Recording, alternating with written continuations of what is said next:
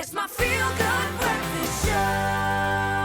Welcome back, everybody. It is your Feel Good Breakfast Show on S3. Happy Thursday. Yep. But time to focus on tomorrow, because tomorrow marks Global Recycling Day, which aims to bring to light the benefits of recycling waste for the environment, the businesses, as well as the people. Now, the day was actually first recognized by the United Nations in 2018 and has since birthed countless initiatives by governments, civil society groups, as well as the private sector that have impacted environmental actions as well as awareness in profound ways, much like we are doing today. Yeah, we have. I suppose because we have a bird's eye view, we get to see how far we have actually come. So kudos to you who have been fighting in that space.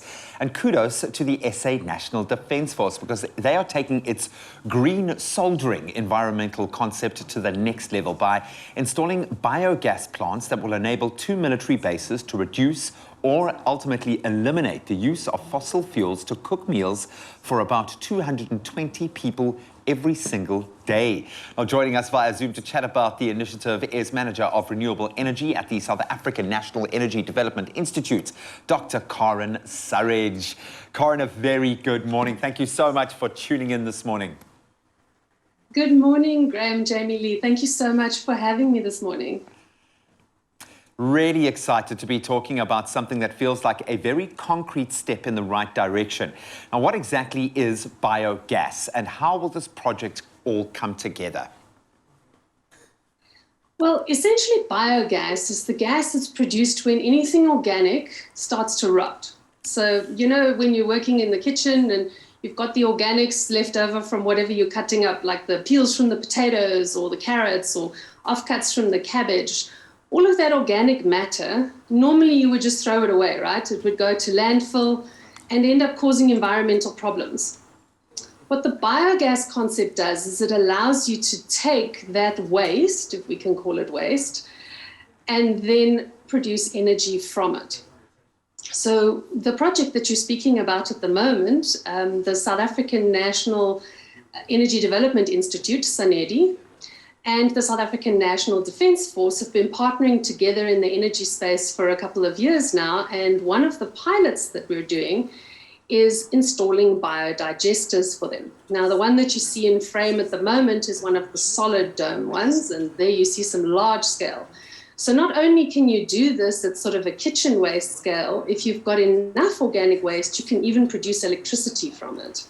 Wow. So interesting. Now, I believe there are already quite a few bases where this has been implemented. What have been the impact in those bases? So we've actually implemented at 2 bases in the Limpopo province, and we've picked the bases at different sizes. And the idea is to be able to prove that this technology can, in fact, be sized for whatever you need. So you can have a smaller one base cooks for 20 people a day, and the other base cooks for about 200 people a day. So we have an order of magnitude that we can prove that this technology can actually deliver at pretty much any scale. And I'm so glad that you mentioned the scale, because so often I think what stands in the way of individuals capitalizing on these new technologies, well, I say new technologies, newly implemented technologies, is the fact that you can't scale them down to a smaller operation, that you require big business, big money to be able to do these things. So now I need to ask, when we look at the maintenance, how crucial is an ongoing maintenance of these installations once they are up and running? How much TLC do they require?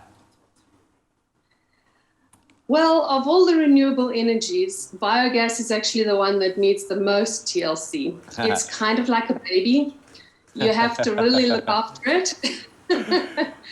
But we do a lot of training around this. So SANDF, the National Energy Development Institute, and the SANDF have actually been working together. We've been training their members to be able to look after these installations.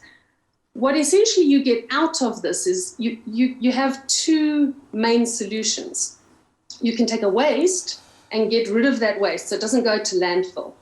But from that, you make energy, because what you get out is methane gas, which you can use for cooking, heating, and lighting.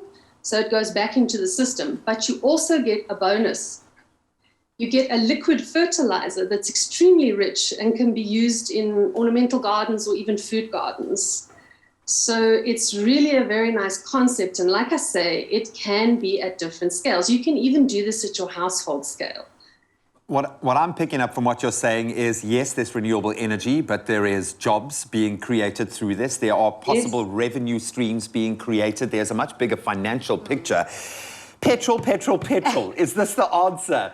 How important is it to start making the move towards renewable energy sources right now? For someone who's working in the coalface, excuse the terrible pun, but someone who is working in that kind of front line, how important is it right now to be making these sorts of advancements?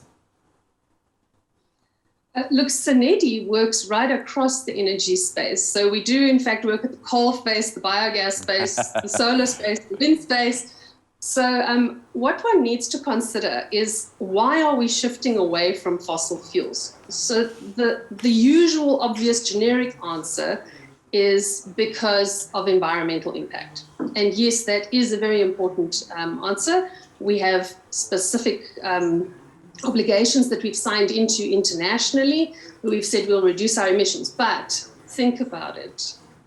Coal, oil, and gas are finite. We will run out of them. And what happens when we run out of them? We need another energy source or resource to be available to step in.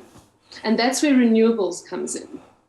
Because by the time we run out of fossil fuels, we need to have renewables ready to step in and be able to fill some of that void.